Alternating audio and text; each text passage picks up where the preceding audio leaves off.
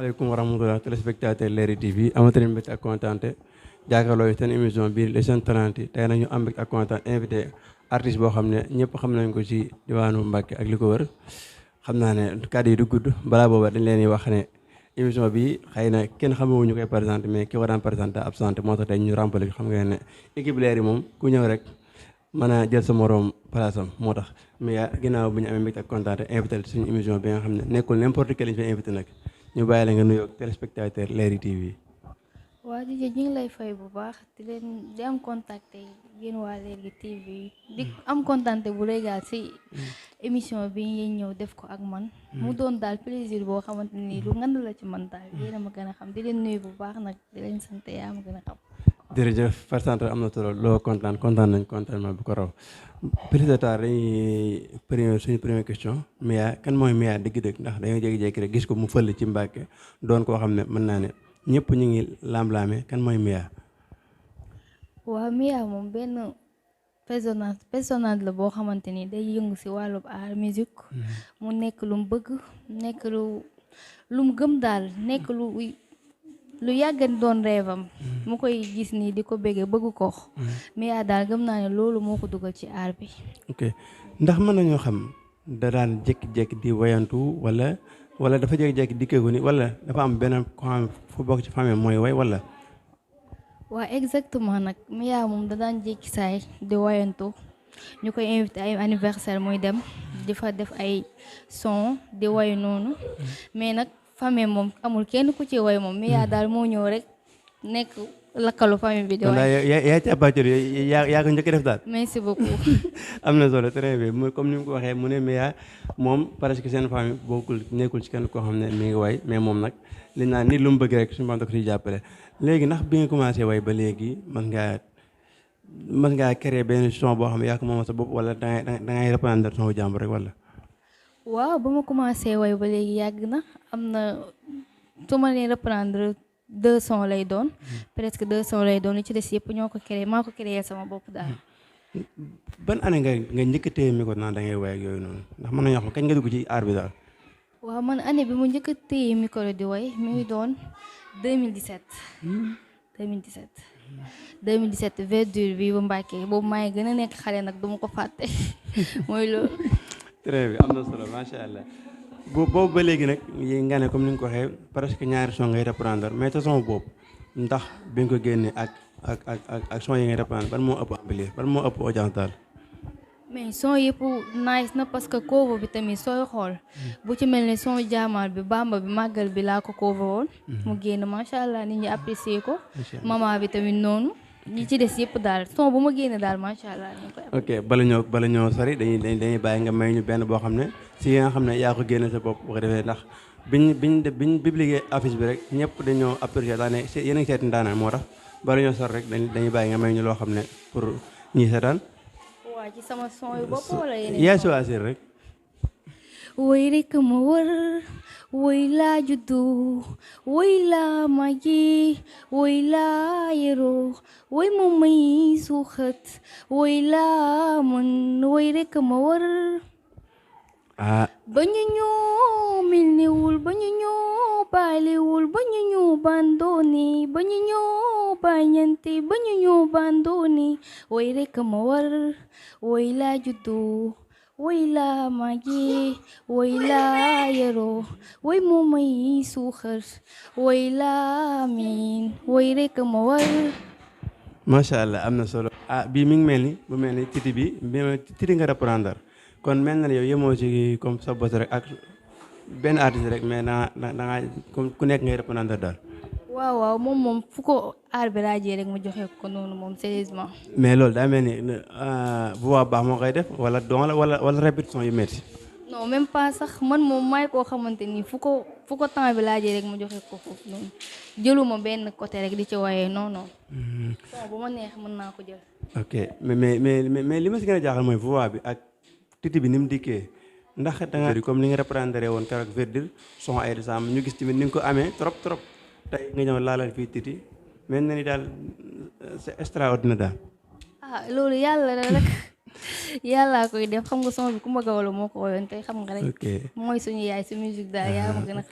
ok am na solo mais léegi ba tey bu ñu gisee yéen artistes yi nekk fii di Mbacké ak département la wax li commencé Mbacké jëm Touba yëpp mel ne bëri na ay seen talent mais dafa mel ni communication bi day des xaw ma jàppale gi moo des lan mooy seen problème yéen artistes yi nekk ci département de Mbacké. waaw nag artistes yi nekk ci département bu Mbacké leen rek mooy seen problème am nañ talent mën nañ li ñuy def mais dañoo gisul ku leen jàppale loolu rek mooy problème bi gisul ku leen jàppale ba pare. di wàcc terrain bi ut ñoo xam ne ñoo leen accompagner ñu dem ci production yoon ndax yéen a ngi def loolu jël ay démarches di ko def. non defuñ loolu nag mais tey ñi jiite studio yi nga xam ne ñooy boroom studio yi ñoom ñi nga xamante ni duñu am ay matériels yoo xamante ni baaxuñ ñoom ñoo war a def démarche boobu noonu xeexal doomu Mbacké mais ñoom duñ ko def ñoom na xaas si dugg rek ñuy récupérer rek. ok ndax boobaak léegi depuis 2017 ba tey nga nekk ci art bi est-ce que boobu ba tey benn producteur mas na laa woo. non nag benn producteur mosuma woo. parce mais que kon Mia da nga laaxatu Mbacké rek kon génn bi moo bariwul daal yaa ma gën a xam. mais en tant que artiste nag loolu est-ce que loolu war na raisonnable na tamit. warul mais nag sooy génn da ngay gis ku lay génne koo xamante ni un mois dina la mën a jàppale si yenn yi. mais xanaa lu mu bon da ngay génn dem si spectacle yi ngay dem boobu gisee koo xam ne leer na la kii producteur doo ko jéem a côtoyer xool ba xam. non xam nga producteur doo ko wutal sa bopp. da ngay def loo xamante ni nit ki day ñëw. ne la maa lay produire. yaa ngi comprendre. ok mais ndax am na manager boo xam moo koy accompagner ci liggéey bi muy liggéey wala. waaw ménager nag bu ma ko amee yàggul. waaw daanaka moo nekk nii taxaw seen wen nii. xaw nañoo rey. waaw émission bi xaw mu yàqu. xaar bi daa yàgg nag dañoo toog bu sonn. mais noonu la actualité oblige xam nga rek yaa ma gën a xam te boo amee invité bu mel nii moom doo bëgg mu yàqu moo tax mais ba tey bu ñu desee ci aar bi gis nañ Mbacké comme ni nga ne amul kenn ku leen jàppale mais gis nañ Mbacké ni mu mel mën naa ne talent yi bëri na fi tamit mais ñoo xam ne tamit am nañ baat ba pare am nañ ndax artiste yàgg na fi ku ñu boo xoolee ku mel ay Samb ak ñeneen yeneen artistes yoo xam ñu ngi fi est-ce que def ngeen yenn démarches yoo xam da ngeen mën a jaar fexe ba am ñooñ wala ñu fi ñooñ jaar ngeen jaar fa. waaw loolu moom dañ koy def sax dañ koy def pour bëgg ko. parce que man moom su ma sañoon fi ñuy dégg ay décembre ñu ma koy dégg fu ko raw sax ñu ma koy dégg waaw ñu may dégg fu ko raw parce que tamit Mbacké laa dëkk te su ma sañoon doomu Mbacké moom dañ leen di jàppale moom teg leen ca kaw yaa ma gën a xam. ok mais boobu ba tey est-ce que mos nga fi am ay programme bi depuis 2007 ba tey am nga fi programme moom fixe lay doon boo xam ne Mia moo koy géré tëgg ko moo xam Verdure wala feneen fu mën doon ndax am na. non loolu moom amagul moom. pour man ma tëgg programme nii. mais Mia sa artiste gi tamit est-ce que artiste la tamit. artiste da ngay gis ku la jàppale yow man. son sax non dañoo waxante dëgg son sax soo koy génnee yaa ko génnee sa bopp sa xaalis kilim noonu leneen noonu. mais am na loo xam boo bëggee tamit nag da nga ciy nekk ba yàlla ba nit fekk la mais doo toog rek nag damay xaar ku ma jàppale tamit. instant bi maa ngi ci rek ba yàlla fekk ma ci ma xam ne noonu la loolu la yàlla tudd rek. ok mais gis nañ événement yi ni mu bëree ci dëkk bi. mais ba tey yow duñ la dégg benn ndax gis nañ comme lu mel ni ay théâtre Verdure soir yu bëri dafay am comme ni ko yeneen artistes yi demee jéeg-jéeg dem suif micro xool jël te duñ leen woo est-ce que yow da ngay faral def yooyu. non loolu moom duma ko def moom. mais xaaral nga rëy. mais nag fuñ ma invité rek ma dem fu ma demee tamit incha allah dinañ ma jox micro te dinaa woy. mais seen talent bu ndaw day wër de day jaamu affaire ba dem fuñ ko réeb muy dem. bu yàggee bu prouver bu ko ni njàggee dégg. bu yàggee dina ko jàpp mais doo toog rek. fi ma war a dem rek maa ngi fay dem. non mais boo toogee rek di xaar ñëwal tamit est-ce que dina yomb ci yow. boo xam ne artiste mu ngi fa war a dem rek foo wax de xam ne su fa demee rek dina feeñ dinañ ko xam rek. mais yaa xam nga jàppale ma fay dem. yaa ngi dem fa xam woo ñëw comme lu mel ne Verdure nga dégg ñu ne benn programme am na fa ñu ne benn leader moo fa organiser soirée wala benn producteur moo fa aw soirée nga dem fa. waaw def naa ko 2 fois. sa digganteeg artistes yi nekk ci département bi ndax yéen moom xuloo ak xeex ngeen fi nekkee est-ce que yow ba boo ko ci gars yi xeex rek. mais yaa bokku ci genre boobu. mais yaa tàppale ko xanaa. jàmm la laaj. barki Serigne Sall. ba tey jàmm laa seq ak ñoom ak salaam. mais gars yi nekk fii yéen daa mel ni comme ni ma ko waxee sànq xuloo xeex ngeen fi ne est-ce que loolu tamit est-ce que mën naa jëmale est-ce que lu taxul loolu li gën a dellu aar Mbacké bool loolu bokku ci seen ñàkk booloo ki nga ñàkk booloo. loolu di déggaguma ko fenn artiste Mbacké yi xuloo xeex. artiste Mbacké yow man damay dem Verdure sectu wala programme am Mbacké. loolu soo ne artiste Mbacké yi da ngay jum fii rappeurs yi ñoo fi ignorante seen biir. yaa ngi ko jiin rappeurs yi moroom rappeur ñoo fi kalaasante mais artiste wu jigéen nag ñii xuloo nañu. non loolu amagul Mbacké. waaw ñu ngi ko fiy dégg moom est-ce que nekkul da nga leen jëlal part rek tamit. non même pas sax. ok ba tey buñ desee ci programme bi Mia ku ko xam ko ci artiste moom mu nekk artiste boo xam ne Mbacké yëpp ràññeeku nañ ko rawatina bu demee ci saaru soirée yi nga xam ne fa la ñuy amal yenn ndaje yu mel noonu mais Mia ba tey yaa ngi wax ne artiste baa ngi ci ndax bi ñu ciy dugg sa diggante ak say parents nu meloon ndax say parents ñoom ñoo la jox accord pour nga dugg ci wala da nga xeex ba comme ni ko artiste yi bëri defee rek. waaw ba ma ciy njëkk a dugg nag samay parents nanguwuñu woon sama papa sax amul problème boobu mais sama yaay dafa bañoon ma wax mu bañ dóor na ma ciy saaga na ma ciy xas na ma ci lu nekk def na ma tëj na ma guddi ne ma doo reer mu ñëw programme mu ne ma doo dugg ci biir kër gi lu nekk dal na ma ci mais fi mu toll nii moom sant yàlla parce que xam na ne moom laa bëgg mooy sama rêve mu bàyyee ma ci nag ne ma maa ngi seetaan ba xam fooy mujjee léegi kon tey naa def sama ként lay kàttan nag kon nag yow moom góorgóorlu mais est-ce que waxul dëgg ndax bu ñu xoolee showbiz bi ni mu mel yàqante bi tibbante tànk bi yaa ma gën ak yi si rax lépp est-ce que waxul dëgg yéen artistes daa mel ni parce que da ngay gis da ngay gis benn seen talent bu nar a dem ñu jékki-jékki yàqal ko mu am problème voix wala mu am problème est-ce que loolu taxut muy mu doon inquiété wu. waaw mën naa nekk de ndax parce que àdduna bi moom lépp fi am loo xalaat rek mu ngi fi. mais sant yàlla rek. mais Mia ndax mas naa am problème boobu bi gën dem soirée ñëw am problème wala mu dem yëg soirée dem war a waay rek am problème bu baax comme ni ko artistes yi defee yu si bëri. non loolu moom amaguma ko moom dëgg neex yàlla. ah mais xanaa kon avant ngay jug da ngay kii. non sant yàlla rek lépp teg ko si loxoy yàlla rek. ah mais artistes yi dañuy gis ne ñoom ñu si bëri daanaka ñoo raw mbëri de.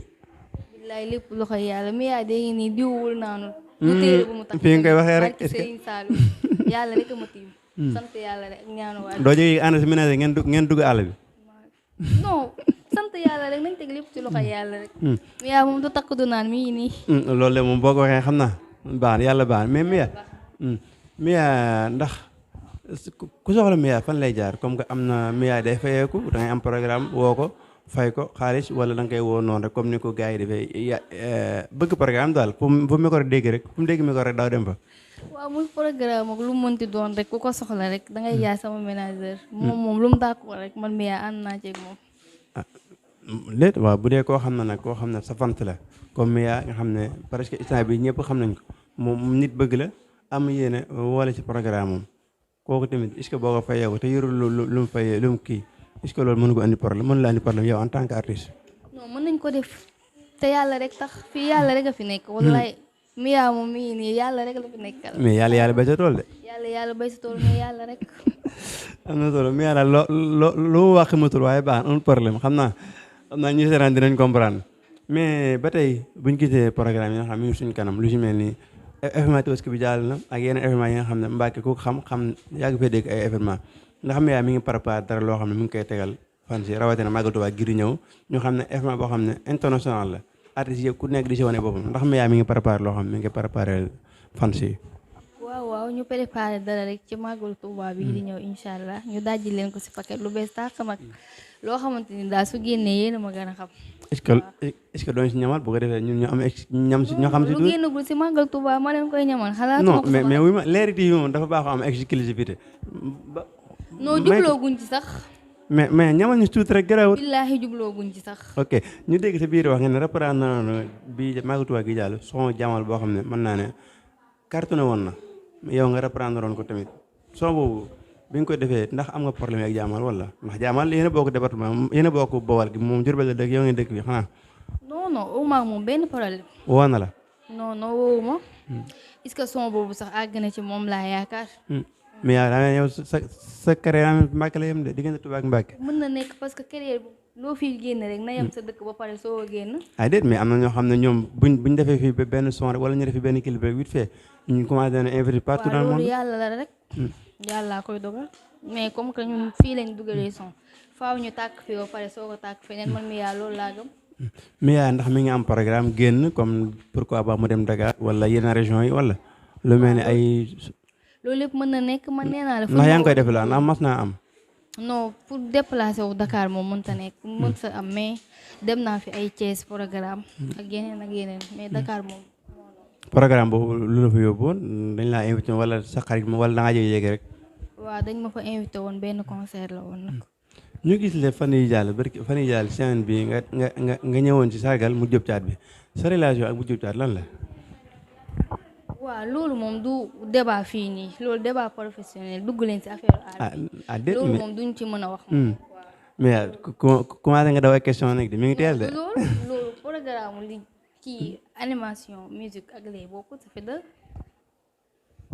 ok ba tey buñ gisee mu ñëw comme ni mu ko waxee xëy na mën naa am xëy na question boobu daw na comme ni ko mbokkam yi defee rek boo leen posé question boobu aatuwul ñu daw ko mais ba tey mënumaa ñàkk def foofu ndax Mia mi ngi dem ci presse bi pour présenter boppam pour ñu mën koo xam ndax waykat tamit amul lu dul média bi ndax say son ñoom ñoo koy teg ñoom ñoo ñëw ci spectacle di la jox micro pour nga am occasion pour mën a génn ci média bi yooyu noonu ndax sa diggante média bi nan la mel.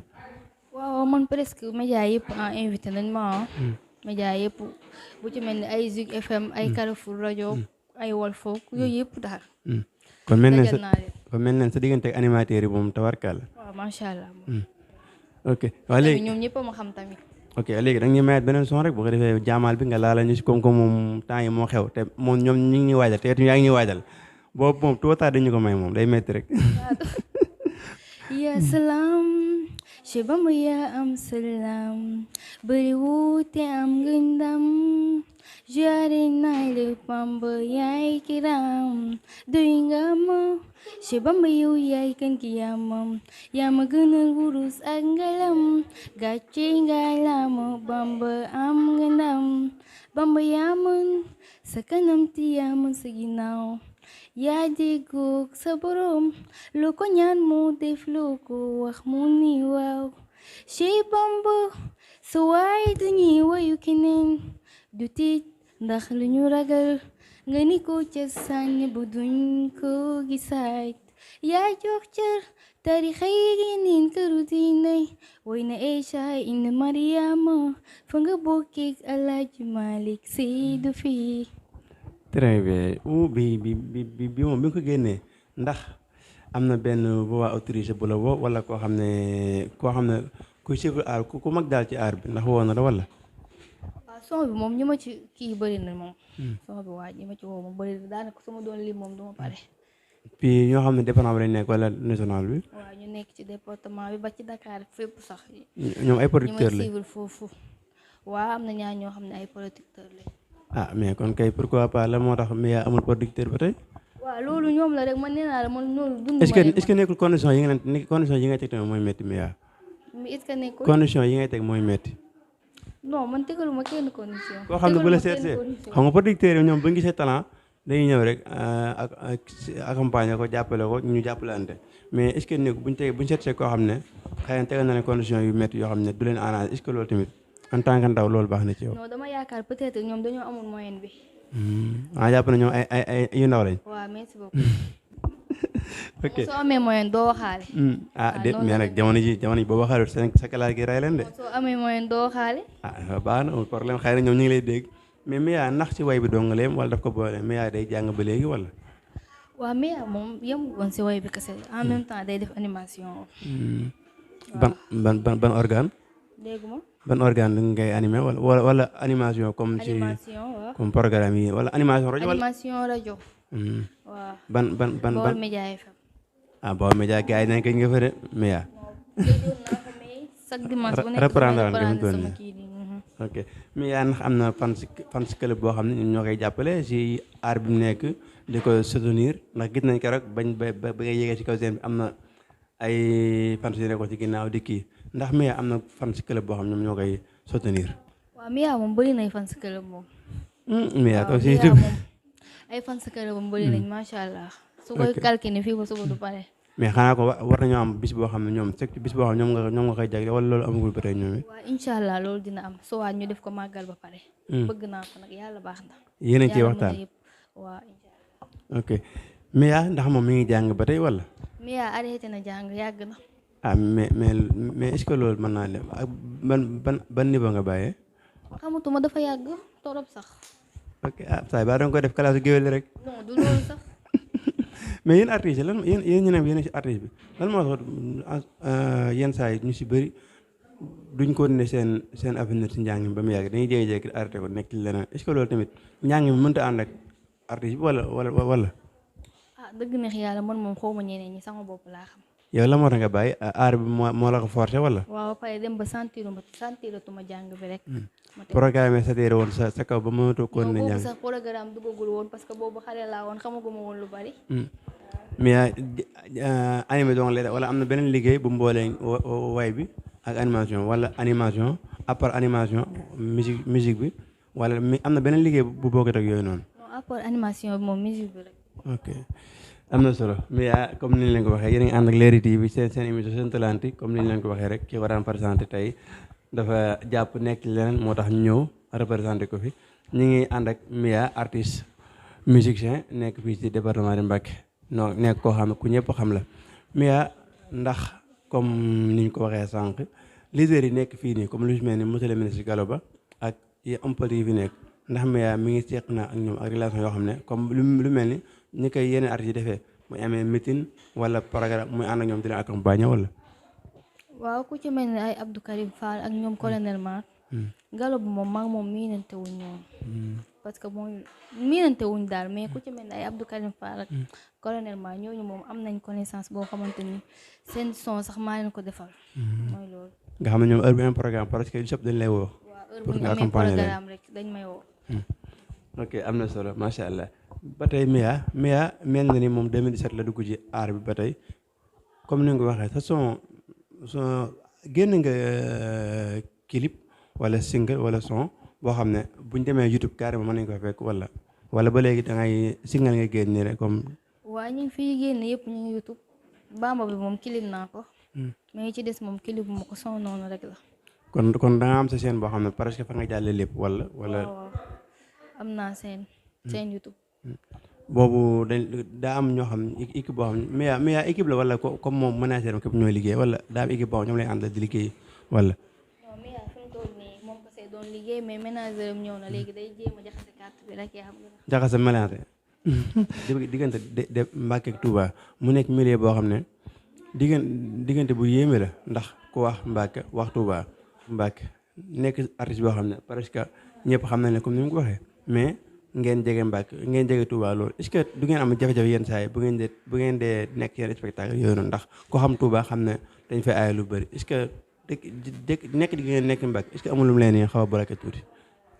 non nekk bi ñuy nekk Mbacké bi duñu kii si dara parce que Touba la Mbacké la xam nga li nga ñemee def Mbacké doo ko ñemee def Touba. kon looy def lu nekk Mbacké lay yem kay. mooy loolu. ok xam nga Touba moom doo fa dem di musique wala nga fay dem di tëgg concert. wala nga fay dem di def n'importe quoi. waaw mi ngi noonu. ndax du ngeen am ay programme Touba comme lu mel ni ay ndawtal comme ni ko comme yëfi jigéen ni ngay defee ay takk yooyu noonu ñu woo leen fa ay mariage yooyu noonu pourquoi pas ñu woo leen fa ngeen def benn acapella bu ndaw yooyu noonu ma ngeen am programme Touba. non Touba moom amuma fa programme. comme ay anniversaire yi du ngeen fa dem. non mais nag tey man am naa droit suñ fa amee programme mu leer na ma ne lii cant la am naa droit dem pelay fa sama son Serigne Touba. pelay ko fa kenn du ma tere ndax sama Serigne Touba. waaw. mais en tant que jigéen tamit femmes yu bëri wala yenn si voix autrice yu bëri nekk ay femmes ngeen def ay réaction mais artiste Mbacké yi ba léegi kenn déggu leen si est-ce que loolu tamit nekkul li gën a delloo ginnaaw seen aar bi ci Mbacké. mais loolu du ci dara su jotee rek dina yomb. mais bu dara xewee loxo actualité ñu gis artiste Dakar yi ñu si bëri bu dara xewee ñoom dañu bari vidéo def ci benn son wala ñu def benn communication bu jàll ñëpp xam na ñoom war nañ seen participation mais Mbacké dañuy nelaw rek presque kenn du leen dégg ci dara. wax nga ko sa biir wax Dakar. Dakar ak fii bokkul.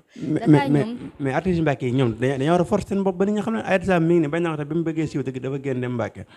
dafa génn dem Dakar te fii boo fi nekkee presque mooy loolu. artiste Mbacké ñi ngi forcer seen bopp nit ñi luñ mën. ñi ngi forcer seen bopp nit ñi de. ndax mi pare na pour génn dem Dakar am fa studio boobu wala am fa programme am fa équipe boobu boo xam fa lay liggéey loo see fa carrément comme ni ko artiste yi defee jékki-jékki dem Mbacké féete jékki-jékki dem Dakar féete ba wala mi dafa fas yéene resté Mbacké à vie. non fas yéene moom fay resté à vie. su ma gisee studio bu ma signé wala bu ma dem Dakar incha allah man damay dem. ñu gis benn maison production bu mel ni boo xam ne mi ngi jàppale ndaw ji muy Presse Art est-ce que te ñooñ nag li problème mooy comme lu mel ni Sen Petit Gallé ndax Mia def na démarche pour bokk ci lu mel noonu lu mel Sen Petit Gallé wala ñoom comme Presse Art ni ngi jàppale ndaw ñi daal ndax Mia def na ay démarche pour lëkkaloo ak ñoom pour liggéey. waaw daanaa def démarche bi mais fu ma kiiwee ñu ne ma fees na. parce que day fekk ne boobu may am problème mu téléphone wala genre du ma teel a participer daal. ok du ma am sens bi pour bokk ci 2 fois yëpp. mais est-ce que amoo occasion en tant que doomu Mbacké ay des am dëkk Mbacké est-ce que amoo occasion foofu noonu pour exploiter ko. waaw parce que kii la rek man Aïda Samb man sax ñu ngi doon dem naa ba gis ko waxtaan naa ak moom tamit mooy loolu daal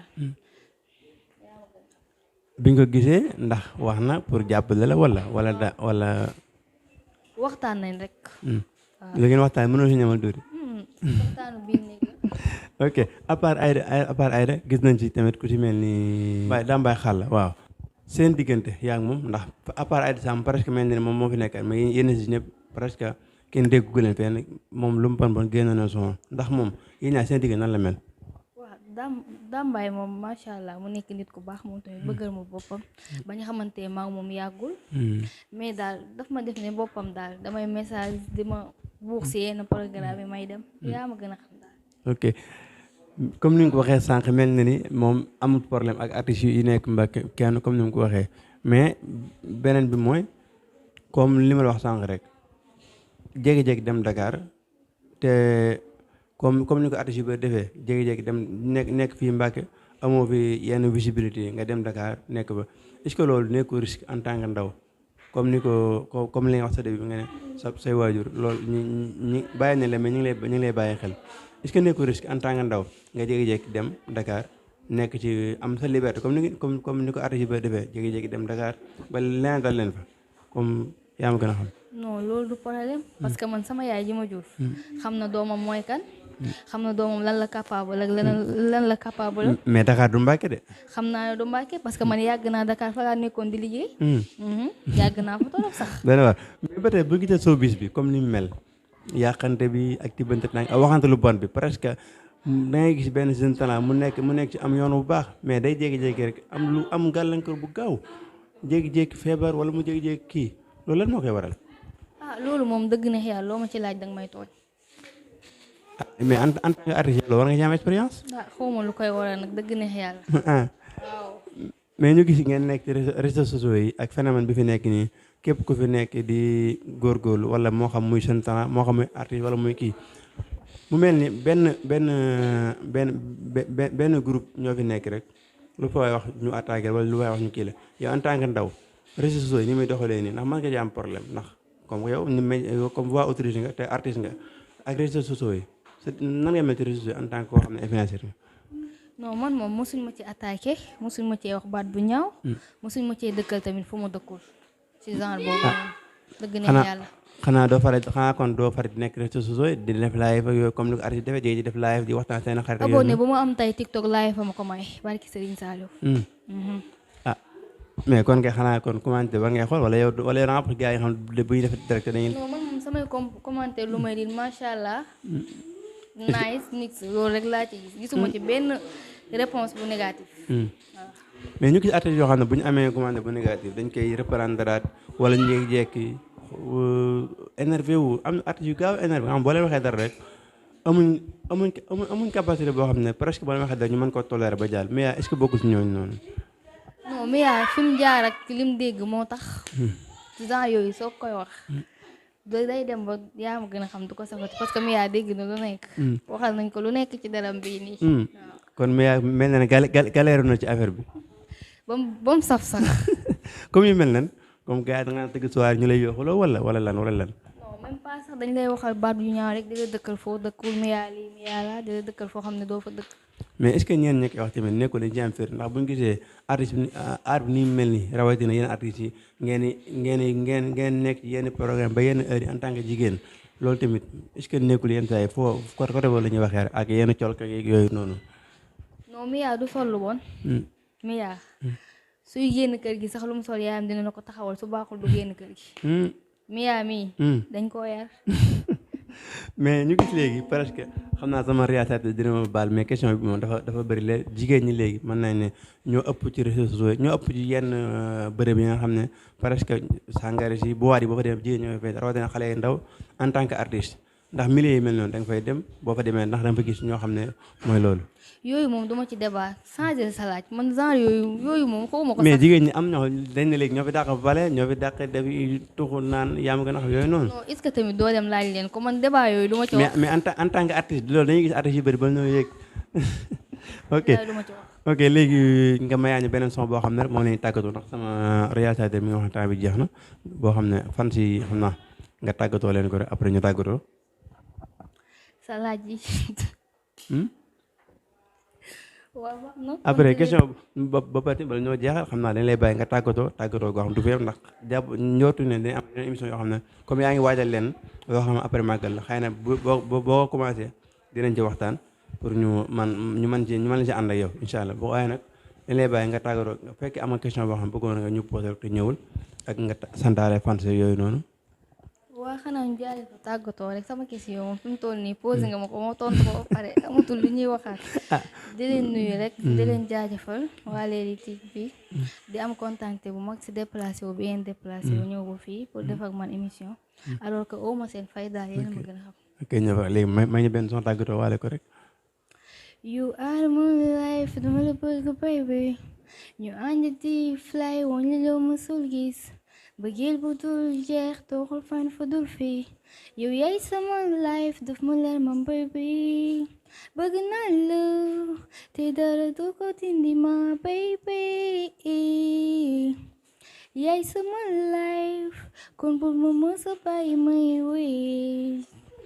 jërëjëf am na solo ñu àndoon ak téléspectateur Leral TV ñu na ànd ak Mia nekk artiste fii si Mbacke Bawol si présentation bi Modou Niang cameraman Sa Touba rendez-vous ci beneen invité jërë ngeen jëf.